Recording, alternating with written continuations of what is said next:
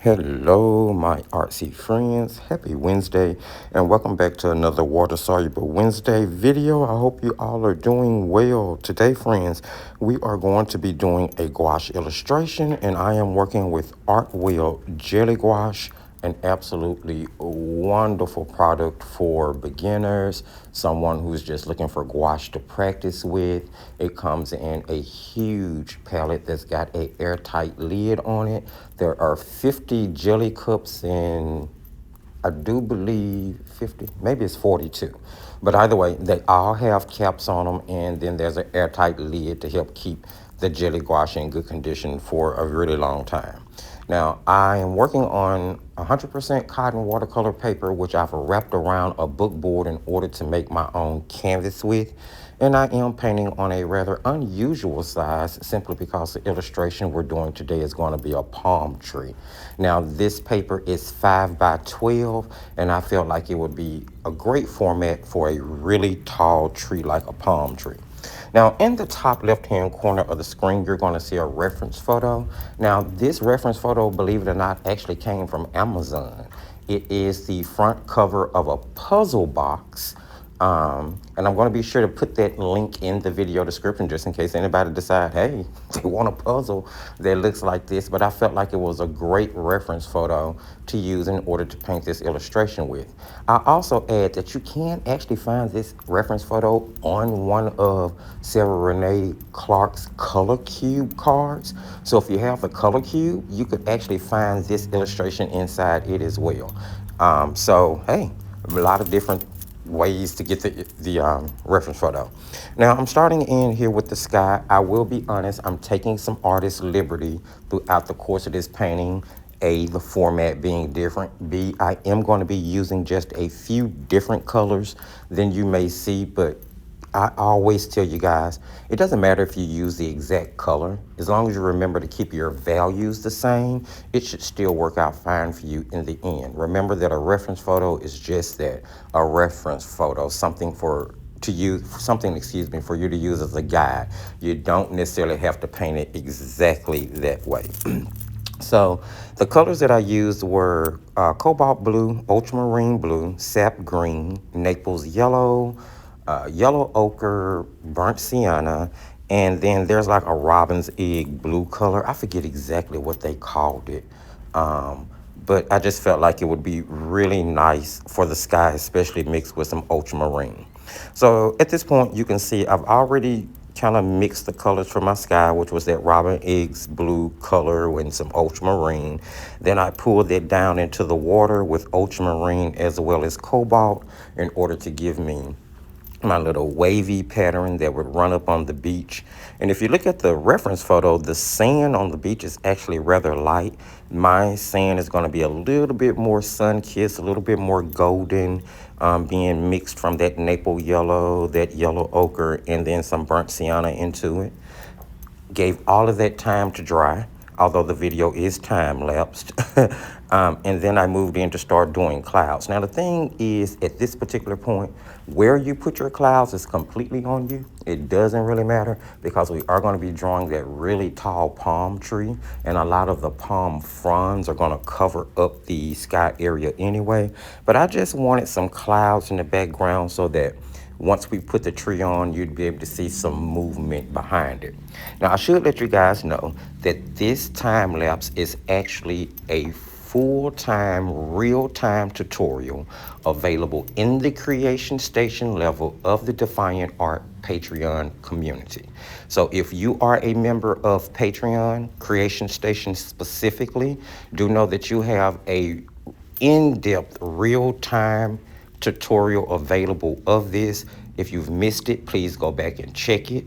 If you are not a part of the Creation Station and you're interested in, at least a weekly live of in-depth, real-time working together, a real-time, in-depth tutorial of a medium of some sort once a month, Watercolor Sunday, Fun Day, Thrifty behind-the-scene reels, traceables, giveaways, early looks, snail mail club. All of that is a part of the creation station, and it is a very reasonable $5 a month. You can find the link for Patreon in the video description. Once you get over there, just hit membership options and check out the creation station, and yeah, sign up if you think it's something that you'll like, you'll enjoy, and you want much more in-depth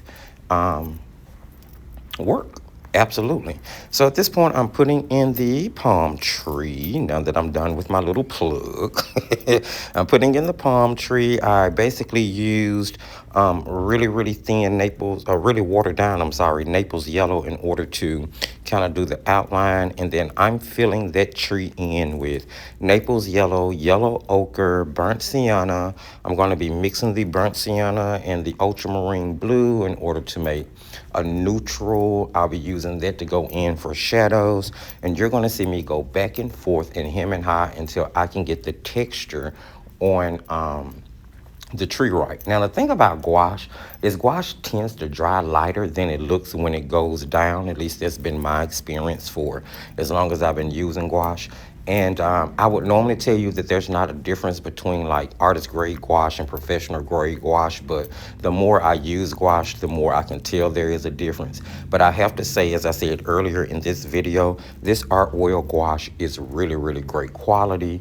I've been using it for years. I actually use a lot of art oil products, but I just feel like the gouache is a really, really good economical buy for as much as you get, and the fact that they have that system in place to try to help keep that gouache wet as long as possible. So as you can see here from the video, as I worked on the top part of the tree, putting in the fronds, excuse me, it gave the bark time to dry, and you can see that that color is actually lightening a little bit, and you can really see the texture start to come forth in that bark. I have to admit, I was really kind of torn as I painted this because I don't normally have issues painting with gouache. I kind of struggled with the background a little bit, not too much, but the more I moved on with this, the better it got and the more fun I started to have. By the time I got to putting in the palm fronds, I was really kind of on a roll and thinking to myself, okay, I'm going to get this done. It's going to come out pretty nice.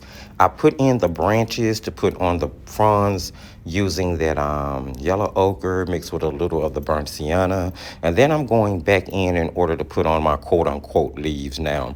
This is being done with sap green. I'm going to go in with a darker mixture of sap green with a little bit of ultramarine blue in it. I'm going to go in with a darker mixture, adding even more ultramarine.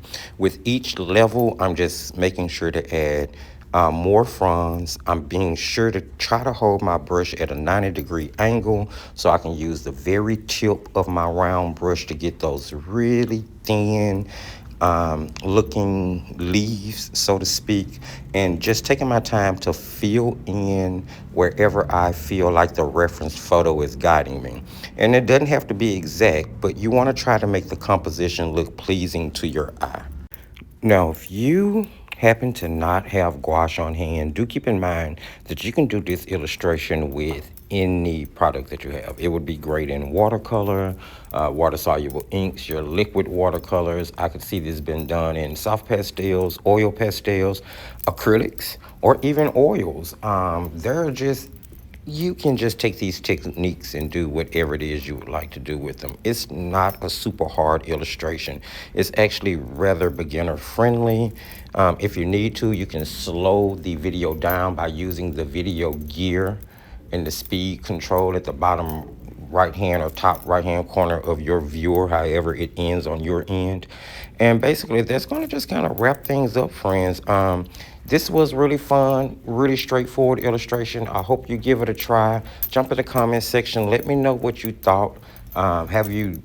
If you're a member of the Creation Station, have you already tried this? If you're not, do you plan on giving this a try? Because it's super easy and it'll leave you with a sense of accomplishment. It really, really will.